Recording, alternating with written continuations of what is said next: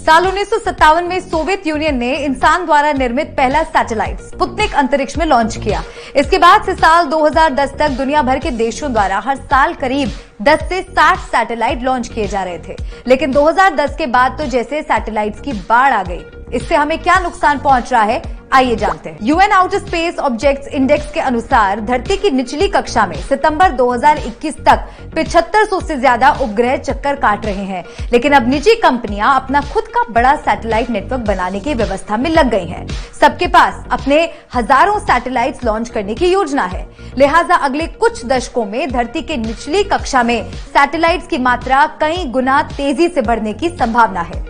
The university of British Columbia के astronomer अरोन बोले ने कहा कि धरती के चारों तरफ सैटेलाइट्स भेजने की होड़ इसीलिए ज्यादा हो गई क्योंकि कीमतें कम होती जा रही हैं। स्पेसएक्स, वनवेब, अमेजॉन और स्टारनेट GW ने मिलकर 65,000 सैटेलाइट्स लॉन्च करने की योजना बना रखी है। स्पेसएक्स और वनवेब ने लॉन्च करना शुरू कर दिया है।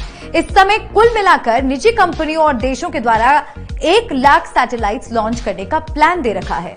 अक्टूबर 2021 में रवांडा ने खुद के सैटेलाइट्स का नक्षत्र बनाने की योजना बनाई है, जिसका नाम वहां की सरकार ने सिनेमन रखा है। ये 3,20,000 सैटेलाइट्स छोड़ना चाहते हैं। हालांकि ये बात स्पष्ट नहीं हुई है कि रवांडा का प्रोजेक्ट असल में कब सामने आएगा, लेकिन रवांडा स्पेस एजेंसी ने इस प्रोजेक्ट को शुरू करने की अनुमति अंतर्राष्ट्रीय संस्था से मांगी है। इसकी जानकारी रवांडा की सरकार ने ट्वीट करके दी है। अंतरिक्ष में बढ़ते सैटेलाइट्स की वजह से ट्रैफिक जाम होगा, आपस में टकराने समेत कई तरह के खतरे होंगे, जिसके बारे में अरोन बोले और उनके साथी वैज्ञानिकों ने मई 2021 में एक रिपोर्ट दी थी, जो साइंटिफिक रिपोर्ट्स नाम के जर्नल में प्रकाशित हुई थी। अरोन ने कहा कि हमें अंतरिक्ष के लिए ट्रैफिक मैनेजमेंट सिस्टम को अत्याधुनिक बनाना होगा। दूसरी दिक्कत वैज्ञानिकों को ही होगी। उन्हें सुदूर अंतरिक्ष में नजर रखने के लिए इन सैटेलाइट्स की परत के उस पार देखना होगा। इसके अलावा रॉकेट लॉन्च और रॉकेट रीएंट्री की वजह से वायुमंडल में प्रदूषण फैलेगा। द गार्डियन वेबसाइट के अनुसार स्पेस इंडस्ट्री का विमान उद्योग जैसे अन्य उद्योगों की तुलना में कार्बन फुटप्रिंट बहुत कम है।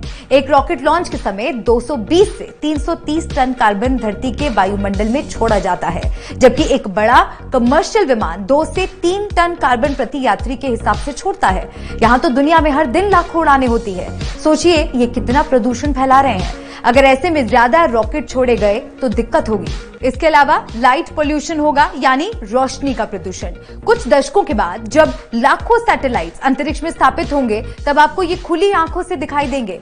इनकी वजह से सूरज की रोशनी बाधित होगी। साथ ही इनके धातु और सोलर पैनल्स पर पड़ने वाली सूरज की तेज किरणें परावर्तित होकर धरती पर गिरेंगी, जिससे प्रकाश प्रदूषण होता है। अरोन बोले द्वारा लिखी गई एक रिपोर्ट के मुताबिक भविष्य में रात में मिलने वाली रोशनी का 8% हिस्सा सैटेलाइट्स की चमक से मिलेगा।